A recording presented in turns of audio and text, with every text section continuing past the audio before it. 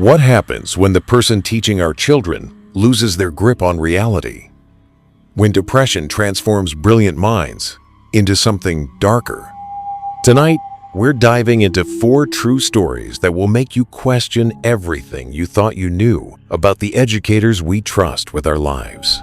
These aren't just tales of academic pressure gone wrong. These are real events where depression became a weapon, where trusted professors became predators, and where university halls echoed with screams instead of lectures. Before we begin, let me warn you. These stories contain disturbing content that some viewers may find deeply unsettling. If you're easily disturbed by real accounts of violence and psychological terror, now might be the time to click away. But for those brave enough to stay, welcome to the darkest corners of academia. On March 15th, 2019, students at Riverside University were settling into their evening psychology class when Professor David Kelman walked in looking different. His usually neat appearance had deteriorated over the past weeks. Dark circles hung under his eyes like bruises, and his hands trembled as he set down his briefcase. Sarah Mitchell, a sophomore majoring in psychology, later told investigators that something felt wrong the moment he entered the room. The professor who once inspired her to pursue mental health as a career now looked like he needed help himself. But what the students didn't know was that Professor Kelman had been fighting a battle with severe depression for months. His wife had left him, taking their 2 young children. His research funding had been cut, and worst of all, the university was quietly investigating him for inappropriate conduct with a graduate student. That night, instead of teaching about cognitive behavioral therapy as planned, Professor Kelman decided to conduct a different kind of experiment.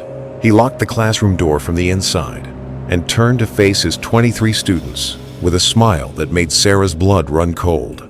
"Tonight," he announced, his voice eerily calm, "we're going to explore the psychology of fear. Real fear."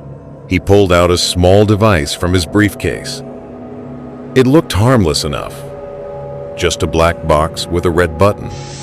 But when he pressed it, a high-pitched frequency filled the room.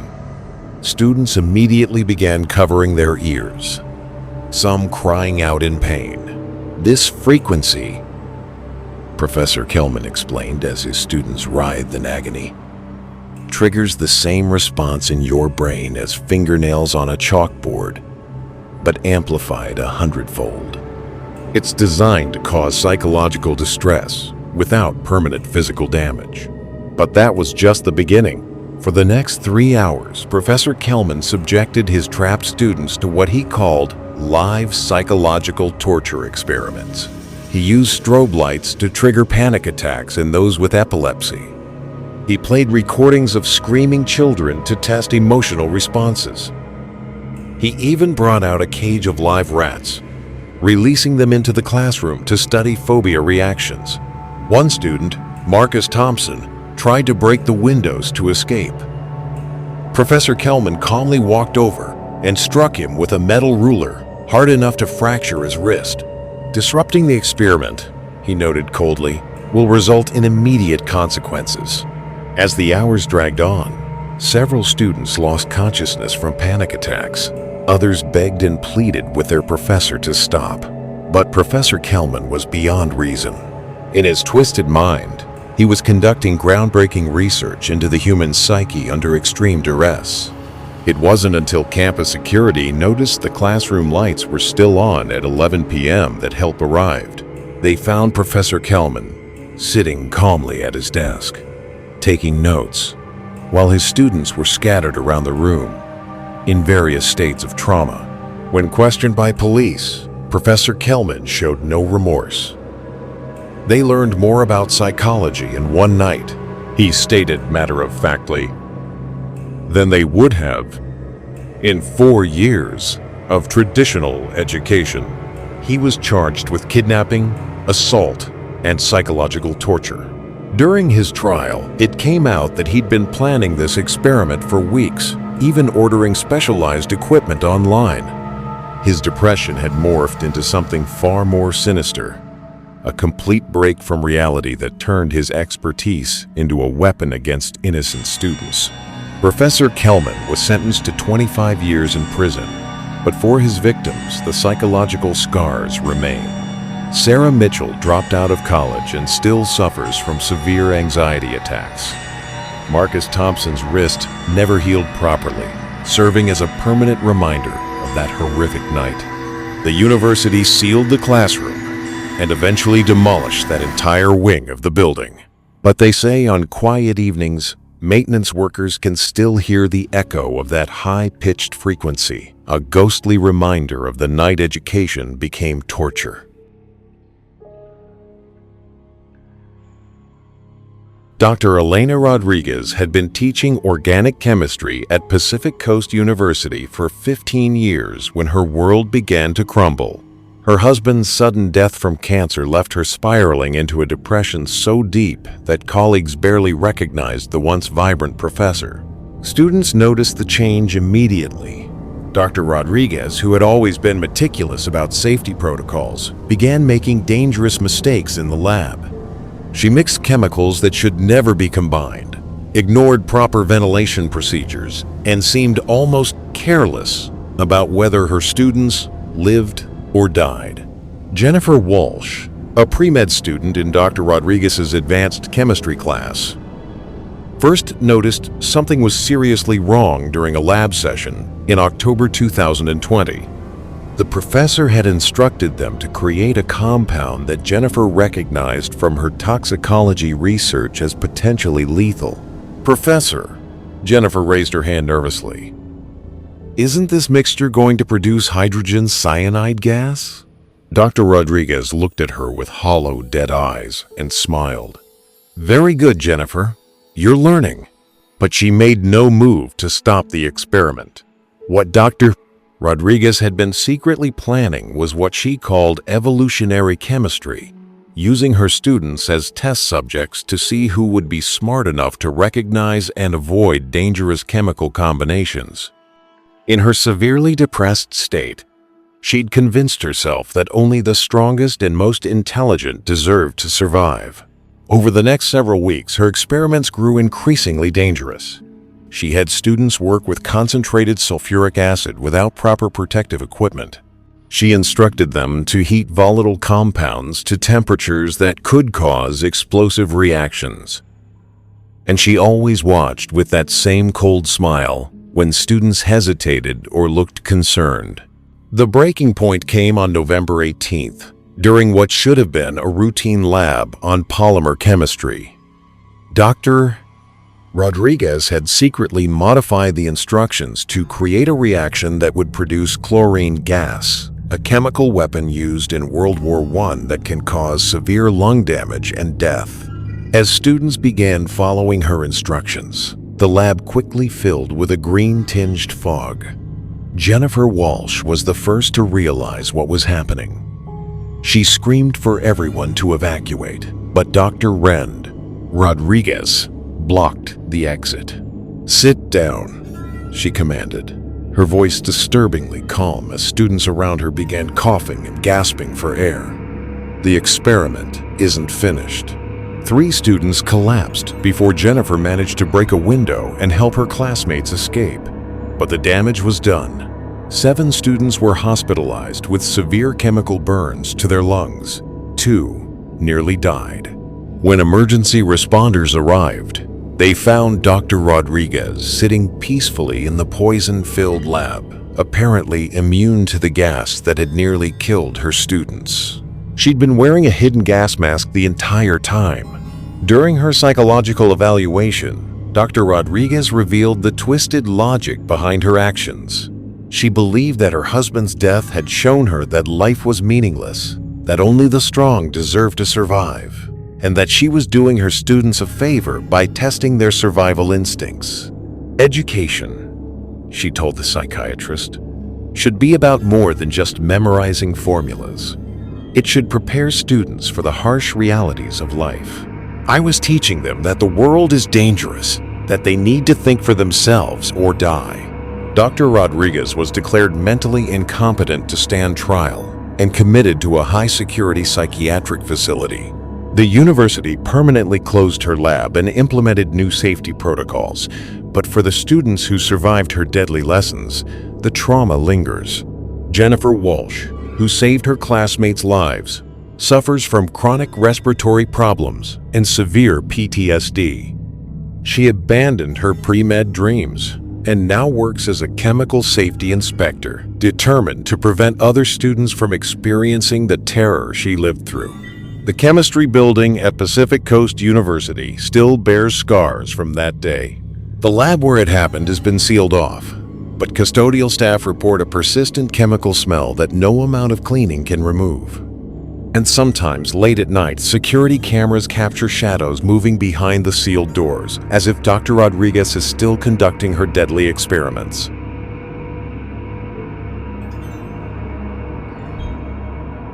Professor Thomas Hartwell was known across campus as the most brilliant philosophy instructor at Crescent Valley College. Students would wait semesters just to get into his ethics classes, drawn by his reputation for making abstract concepts feel real and relevant. But in the spring of 2021, after his teenage daughter died in a car accident caused by a drunk driver who received only a slap on the wrist, Professor Hartwell began questioning everything he taught about morality, justice, and the value of human life. His depression manifested in a terrifying way through what he called practical philosophy. If traditional justice had failed his daughter, he would create his own version, using his students as both judge and jury. It started small. Professor Hartwell would present ethical dilemmas to his class, but instead of theoretical scenarios, he began using real situations involving actual people. He'd show photos of convicted criminals who'd received light sentences and ask his students to debate whether they deserved to live. Michael Chen, a philosophy major who idolized Professor Hartwell, later described feeling uncomfortable with how personal these discussions had become. But like most students, he trusted his professor's judgment and assumed this was just an innovative teaching method. The first sign of real danger came when Professor Hartwell assigned what he called justice projects. Each student was required to identify someone in their community who they believed had escaped proper punishment for wrongdoing, then develop a philosophical argument for how true justice should be served. What the students didn't know was that Professor Hartwell was collecting their projects not for grading, but for planning. He'd become convinced that traditional systems had failed and that it was his moral obligation to correct these injustices personally. His first target was Richard Morrison, a local businessman who'd been identified in student Lisa Park's project. Morrison had been accused of sexual harassment by multiple employees, but had avoided prosecution through expensive lawyers and legal technicalities. On a rainy Thursday evening in April, Professor Hartwell approached Morrison in a parking garage and struck him with a tire iron. But he didn't kill him. Not yet. Instead, he zip-tied Morrison's hands and dragged him to an abandoned warehouse on the outskirts of town. For 3 days, Professor Hartwell held Morrison captive while live-streaming the captivity to his ethics class through an encrypted link. He presented Morrison's case to his students as a real-time ethical dilemma, asking them to vote on what punishment would truly fit his crimes. The students, not realizing they were watching an actual kidnapping, engaged in heated philosophical debates about justice, revenge, and moral responsibility. Some argued for mercy, others for harsh punishment. Professor Hartwell recorded every response, using their discussions to justify increasingly brutal treatment of his prisoner. When student Michael Chen suggested that Morrison deserved to experience the same fear his victims felt, Professor Hartwell took it as permission to begin psychological torture. He played recordings of women screaming, forced Morrison to write apology letters to his victims, and subjected him to the same degrading treatment he'd allegedly inflicted on his employees. The horror of the situation only became clear when Professor Hartwell asked his class to take a final vote. Number 1. Should Morrison live or die? When the majority voted for the death penalty based on the theoretical scenario they thought they were discussing, Professor Hartwell took it as validation for murder. Lisa Park was the first to realize something was wrong when she recognized the warehouse location from a previous news report about missing persons. She immediately called police, but it was almost too late. Officers arrived to find Professor Hartwell preparing to execute Morrison based on his students' philosophical verdict. The professor seemed genuinely confused when arrested, insisting that he was simply implementing the ethical framework they'd studied all semester. Morrison survived, but required extensive psychological therapy. Several students, including Michael Chen, suffered severe trauma when they realized their academic discussions had nearly resulted in a real person's death. During his competency hearing, Professor Hartwell showed no understanding that what he'd done was wrong. In his depressed and twisted logic, he believed he was fulfilling his duty as an educator by making philosophy practical and meaningful. "I taught them that ideas have consequences," he told the judge. "That moral reasoning must lead to moral action." How else were they supposed to learn? Professor Hartwell was sentenced to life in prison without parole. Crescent Valley College discontinued their philosophy program entirely, unable to separate the department from the horror of what their most respected professor had done. The warehouse where Morrison was held has since been demolished, but the site remains empty. Local residents say the ground itself seems cursed, that nothing will grow there, as if the earth itself rejects what happened on that cursed spot. Professor Margaret Ashford had devoted her entire career to studying the darkest works of literature: Edgar Allan Poe, H.P. Lovecraft, Gothic horror novels that explored the depths of human despair. For 30 years, she'd managed to keep the fictional darkness separate from her real life. But when her mother died of Alzheimer's disease, after a long, painful decline, something inside Professor Ashford broke. The woman who'd spent decades analyzing fictional madness found herself slipping into very real psychological torment. Students in her Victorian Gothic literature course at Millbrook University noticed the change during the fall semester of 2022. Professor Ashford, once passionate about her subject, now taught with a disturbing intensity that made classic horror stories feel personal and threatening. Rachel Torres, an English major in her final year, later told investigators that Professor Ashford seemed to be living inside the dark stories she taught. She'd quote Edgar Allan Poe's The Raven during casual conversation, whisper lines from The Telltale Heart while grading papers, and speak about fictional characters as if they were real people she knew personally. The first sign of real danger came when Professor Ashford assigned her class to write what she called experiential horror stories, first-person narratives that would help them understand the psychological terror of Gothic literature from the inside. But Professor Ashford's depression had convinced her that her students couldn't truly understand horror without experiencing it themselves.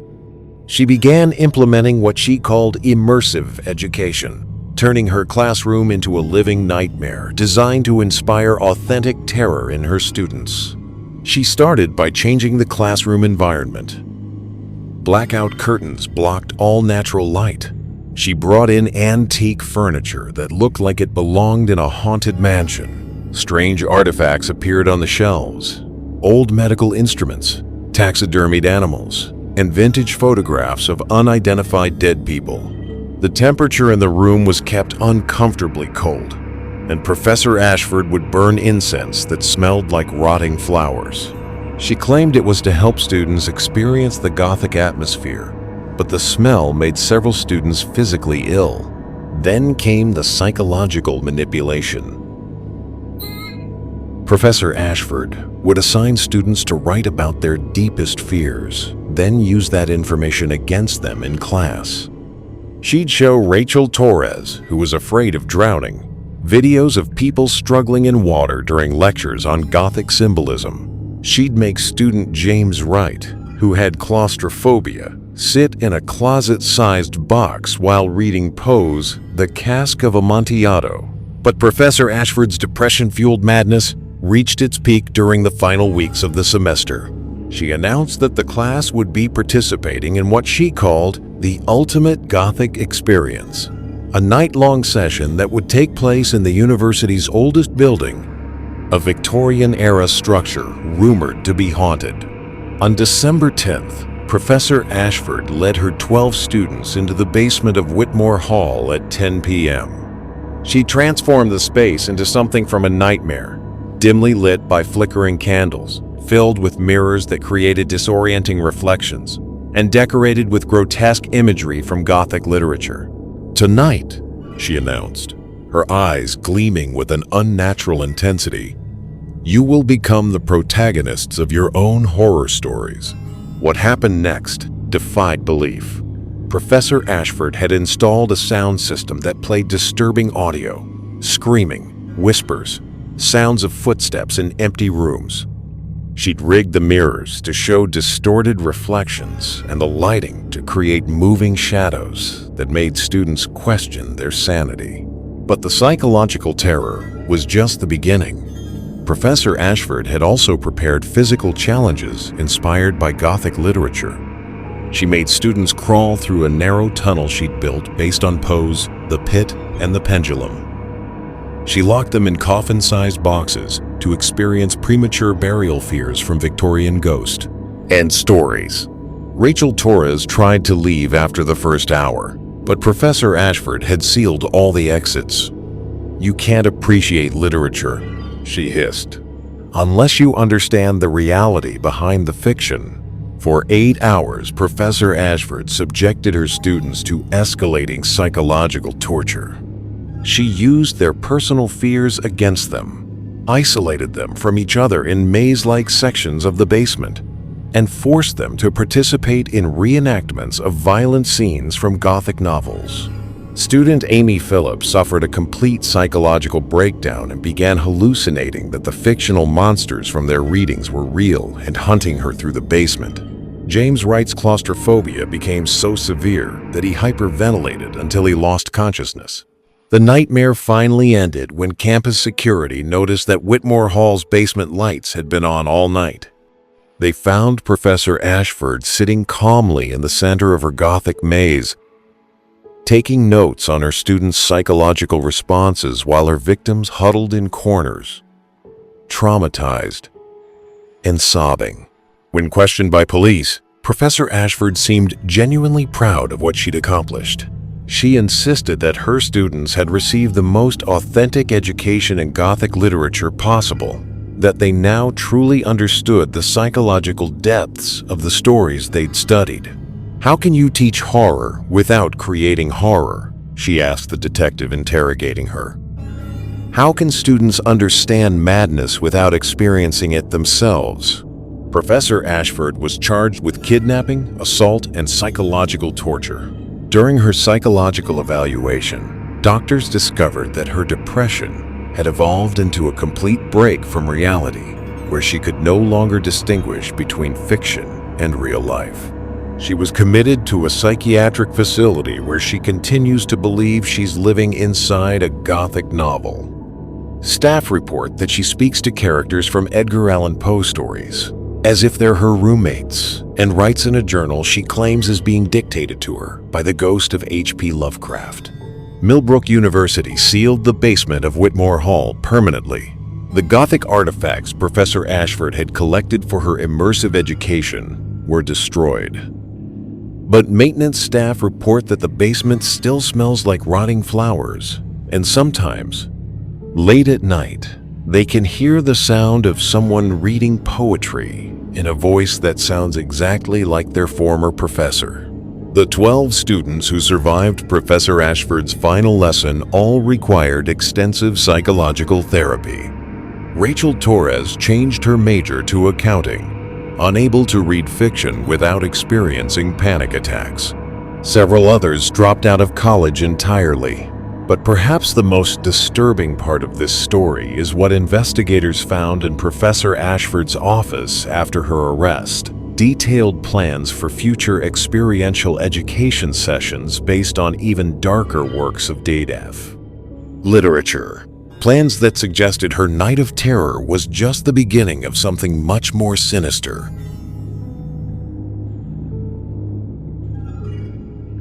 These 4 professors all shared something in common: brilliant minds twisted by depression into instruments of terror.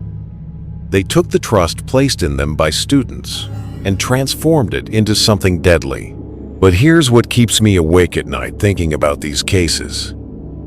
How many other professors are out there right now, fighting similar battles with depression and dark thoughts?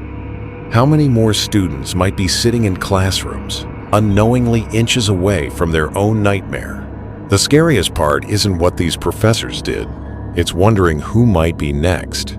Depression is a serious mental health condition that affects millions of people, including those in positions of trust and authority. If you or someone you know is struggling with mental health issues, please reach out for help.